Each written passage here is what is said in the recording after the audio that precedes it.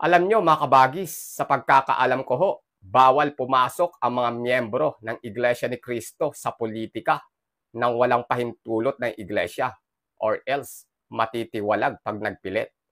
Yung mga puna ng puna sa INC ho, bago nyo po ba naisip na sisihin ang Iglesia ni Cristo sa kasalanang hindi naman nila ginawa? Natanong nyo na po ba sa sarili nyo kung ano ang kanilang relihiyon?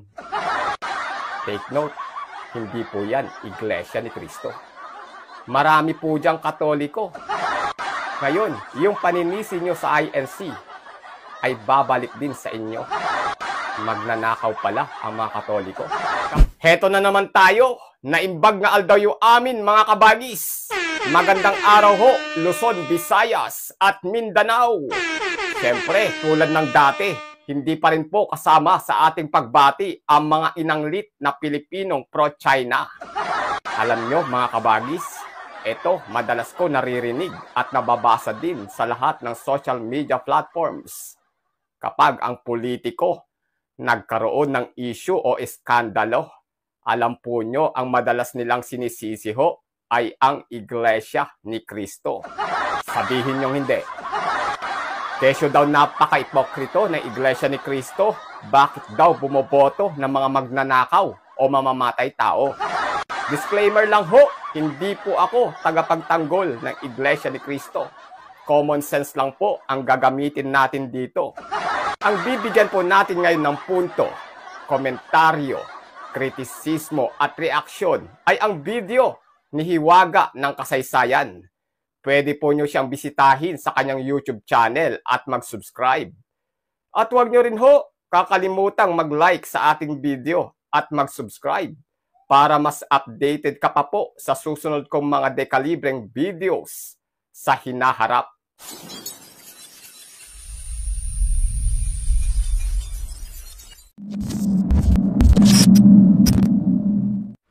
Usapang Iglesia ni Cristo ulit mga kaibigan. Isa po kasi sa mga maiinit na napag-uusapan ngayon sa ating bansa, lalo na po dito sa social media, ay ang talamak na korupsyon na nangyayari sa ating gobyerno. Ang problema, may mga tao ding bumangon na tila wala nang mapagbalingan ng galit, kaya ibinunto na lamang nila sa Iglesia ni Cristo ang sisi sa di umano'y pagluklok o pagboto ng mga ito sa mga politikong nakaupo ngayon na pinagmumulan-an niya ng napakatinding korupsyon at katiwalian. Pero hindi na ako magbabanggit pa ng pangalan ng mga politikong isinasangkot sa usaping yan. Well, palibasa kilala po ang INC sa solidong kaisahan ng mga kaanib nito na maging sa pagboto ng mga kandidato sa eleksyon ay hindi matatawaran ang kanilang pagkakaisa. Kaya ganoon na lamang din sinusuyo ng mga politiko ang relihiyong yan. Naniniwala po kasi ang mga politiko na ang solidong puwersa ng INC ay ang magsasalba sa kanila para manalo at makamtan ang hinahangad nilang pwesto sa gobyerno. Kaya pagdating na sa ipinapamalas ng mga politikong nauupo na sa pwesto, lalo na kung ang mga ito ay nagiging negatibo na sa paningin ng madla, ay umiingay naman ang mga taong ibinabaling ang sisi sa INC. Sinasabi ng ilan sa kanila na kasalanan daw ng mga kaanib sa Iglesia ni Cristo kung bakit naluklok o nalagay sa pwesto ang kesyo politikong tiwali, wala raw pakinabang, pahirap at pabigat lamang sa sambayan ng Pilipino. Alam nyo mga kabagis, sa pagkakaalam ko ho, bawal pumasok ang mga miyembro ng Iglesia ni Cristo sa politika nang walang pahintulot ng Iglesia or else matitiwalag pag nagpilit. Yung mga puna ng puna sa INC ho, bago nyo po ba naisip na sisihin ang Iglesia ni Cristo sa kasalanang hindi naman nila ginawa? Natanong nyo na po ba sa sarili nyo kung ano ang kanilang relihiyon? Take note, hindi po yan Iglesia ni Cristo. Marami po diyang Katoliko. Ngayon, yung paninisi nyo sa INC ay babalik din sa inyo. Magnanakaw pala ang mga Katoliko. Kapag panahon ng kampanya, marami ang nagsasabi walang puwersa ang INC sa botohan. Budol daw lang yan. Bakit daw ho? Kasi daw, almost 15 million na daw ang populasyon ng Pilipinas. At 2.6% lang ang iglesyang Pilipino. Ibig sabihin, almost 3 million lang ang INC sa Pilipinas. Kaya sa 3 million na yon, ipagpalagay na nating 80% ang botante or 2.4 million voters lang daw ang puwersa ng iglesia. Kaya mahina. Pero ito po ang nakakatawa. Pag ang nanalong politiko at nagkataon naman na dala ng INC ay nagkaroon ng iskandalo, ang sinisisi agad nila ay ang iglesia kung bakit daw nanalo ang korap na politikong yon. Mayat ni hindi man lang nila naisip na 2.6% lang ang INC bumoto. Sana all, malusog ang utak. Kaya sa video na ito ay ibubulgar ko ang katotohanan kung sino ba talaga ang tunay na may kasalanan kung bakit nagkakaroon tayo ng mga tiwaling politiko sa pamahalaan ng Pilipinas. Ilalantad natin sa paksang ito ang mga salarin at dapat na managot o sisihin, kaya may mga namumuno sa atin na pabigat lamang sa ating bansa. Pero bago yan, pakipindot niyo po muna ang like button bilang pagsuporta sa katulad kong content creator. Mga kaibigan, nakilala ang Iglesia ni Cristo noon pa man sa napakatinding puwersa na ipinamamalas nito kahit pa sa gawang pagboto ng mga taong manunungkulan dito sa Pilipinas. Kaya ganoon na lamang din sila sinusuyo ng mga politiko sa paghahangad na makamtan ng mga ito ang pagsuporta ng INC upang sila po ay maluklok sa pwesto. Sa kasaysayan, maraming beses na pong napatunayan ang napakabisang tulong ng solidong boto ng mga kaanib sa nasabing relihiyon. Kaya ganoon na lang din ang paghanga ng mga tao sa kanila. Ang totoo, may mga tao pa nga po na inaabangan na lang ang ilalabas ng Iglesia ni Cristo na listahan ng mga politikong pagkakaisahan nilang iboto dahil doon na lamang din bumabatay ang ibang kababayan natin na hindi naman kaanib sa INC sa kung sino ang kanila ring iboboto. Kumbaga, tumitiwala na lang din sila sa kung sino ang dadalhin ng INC. Pero syempre, kung marami po ang humahanga, ay hindi naman din mawawala ang mga taong nagsisilbing kritiko nito. At ngayon, na napakatindi ng usapin pagdating sa talamak na katiwalian at korupsyon na nangyayari sa ating gobyerno, isa po ang Iglesia ni Cristo sa pinag-iinitan ng iba at pinagbabalingan ng sisi para di umano'y managot kung bakit daw may mga tiwaling politiko ang nakaluklok ngayon sa gobyerno. Sinasabi ng ilan sa kanila na kasalanan daw ng mga kaanib sa INC ang bagay na ito dahil sa nagdadala sila o sumusuporta sa mga magnanakaw sa kaban ng bayan. Nagbibitiw pa sila ng mabibigat na salita na kesyo hipokrito daw ang relihiyon na ito dahil sa may aral sila na bawal magnakaw pero nasuporta naman sa nangungurakot sa bulsa ng sambayanan. Pero ang tanong ko, ano bang relihiyon ang pinanggagalingan ng mga politikong sinasabing tiwali at magnanakaw? Yan na nga ang sinasabi ko. Bakit ko nga ba ito natanong? Simple lang mga kaibigan at ito ang unang punto. Yung sinasabi ninyo na tiwali at kurakot, sa pagkasilang pa lang ng mga yan ay tiyak may kinaaaniban ng relihiyon ang mga yan. May mga tagapagturo din ng mga aral ng Diyos na mula sa Biblia ang mga taong yan na kanilang tinatanggap marahil kung sila man ay nagsisimba o dumadalo sa mga worship services nila. Kaya bakit ibabaling ang sisi sa Iglesia ni Cristo kung hinayaan ng mga relihiyon ng mga tiwaling politiko na lumaki ang mga yan na may ganyang karakter? Hindi ba't kung may relihiyon man na dapat sisihin ay yung mga relihiyon ng mga lokong politikong yan na hindi dinisiplina o binantayan ng husto kaya nagsitanda ang mga yan na nagawa ng kalokohan na nadala pa sa ating gobyerno? Kasi isipin ninyo, ang relihiyon ang isa po sa mga pangunahing social institutions na humuhubog sa pagkatao ng isang individual. Ang isa po sa pananagutan ng relihiyon sa isang tao mula sa kanyang pagkabata ay magtanim ng moralidad o mabubuting katangian at karakter dito. Kaya ang isa sa mga pangunahing nananagot sa pagiging magnanakaw, tiwali o kurakot ng isang politiko ay walang iba kundi ang relihiyon na mismong kinalakihan o kinabibilangan niyan.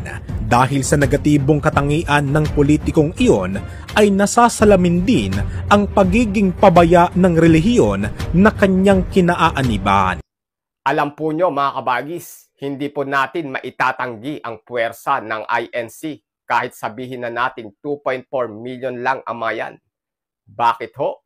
Alam naman natin sa halalan, madalas maliit lang ang pagitan ng mga yan.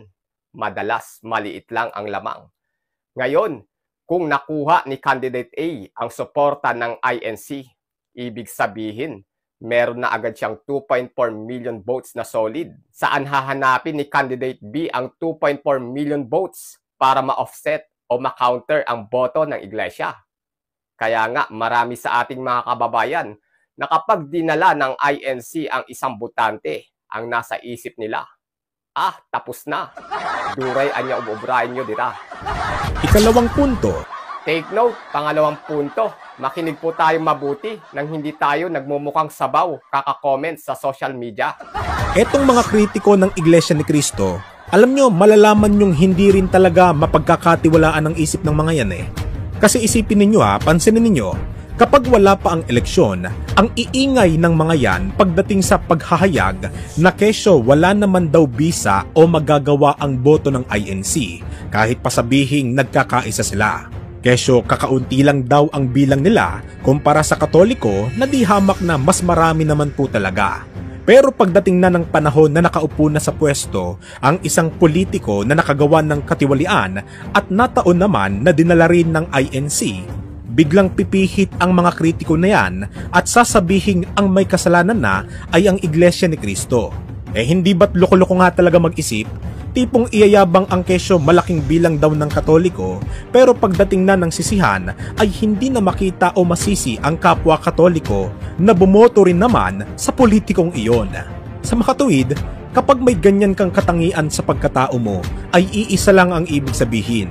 Bukod sa kahiya-hiya ka, bilang kaanib sa simbahan, ay kahiya-hiya din sa lipunan ang sistema ng pag-iisip mo. Ikatlong punto na po. Bayaan nyo lang po yung mga comment sa ibaba na triggered. Kahit hindi tinatapos yung video. Mga mahihinang nilalang po ang mga yan. Gaya na rin ng nabanggit ko, mas malaki naman po talaga ang bilang ng Katolisismo kaysa Iglesia ni Cristo. Ang totoo, batay sa datos ay pumapangatlo lang ang INC sa may malaking bilang ng mga kaanib dito sa Pilipinas na sumusunod lang sa Islam. Kaya, kung may politiko na naluklok sa pwesto at gumawa ng mali at nataon din namang binoto ng INC, hindi ba't ang unang-unang dapat silipin ay ang mga kaanib sa relihiyon na may pinakamalaking bilang dito sa ating bansa na bumoto din sa politikong iyon? Bakit pag-iinitan ang INC na pangatlo lang sa hanay ng mga relihiyon na may malaking bilang sa ating bansa kung ang mas malaking bilang ng mga botante sa Pilipinas ay kaanib sa Katolisismo? Hindi ba't aral din naman ng simbahan na bawal magnakaw? Bakit may mga Pilipinong Katoliko na bumoboto rin at sumusuporta sa mga magnanakaw kung ganon? Nangangahulugan na kung pinapalagay ng mga kritiko na hipokrito ang INC, di mas marami pala ang hipokrito sa Katoliko at mas marami ang Pilipinong walang paninindigan sa aral ng simbahan kung ganon. Alam nyo mga kaibigan, sa kakasitan ninyo sa Iglesia ni Cristo, eto makinig kayo dun sa mga kritiko ng INC, kakasitan ninyo tungkol sa bagay na yan, lumalabas lang na nagmamalinis ang karamihan sa inyo.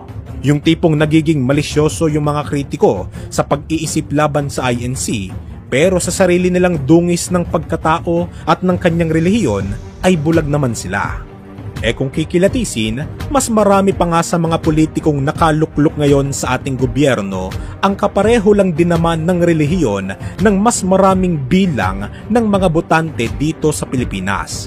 Kaya bakit hindi ninyo imbitahan na dumalong muli sa pagsisimba ang mga politikong yan para kahit papaano ay mapaalalahanan at mapayuhan ng mga tagapagturo ninyo ang mga yan tungkol sa pagnanakaw at pagiging tiwali lalo sa gobyerno. Sa madaling sabi mga kaibigan, hindi po makatuwiran na ibaling ang sisi sa Iglesia ni Cristo dahil sa pagiging tiwali o korap ng mga politiko na bunga naman ng kapabayaan ng relihiyong kinaaniban ng mga yan.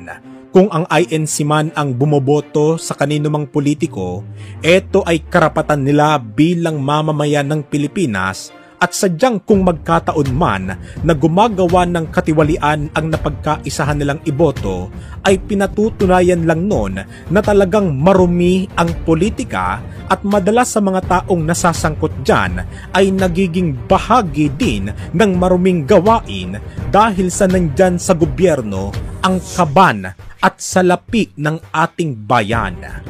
Tandaan nyo to mga kaibigan, bibihira na sa politiko sa ating panahon ngayon ang may malinis na budhi na talagang nagtatapat sa tungkulin at ang hangad lamang ay sa ikabubuti ng bansang Pilipinas at ng mamamayan nito.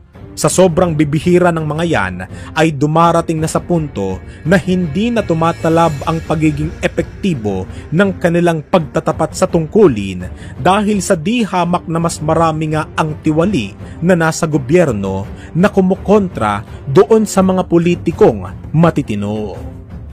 Yun, kayo pala ang hipokrito, namamahid lang kayo. Kabagis, bilang Pilipino na may pakialam sa mga nangyayari sa ating bansa ngayon, ano ho ang masasabi po nyo? Malaya po kayong magkomento sa ibaba. Kabagis, make sure na napindot mo na ang like, subscribe or follow button. Kita-kits sa susunod na videos. Adios!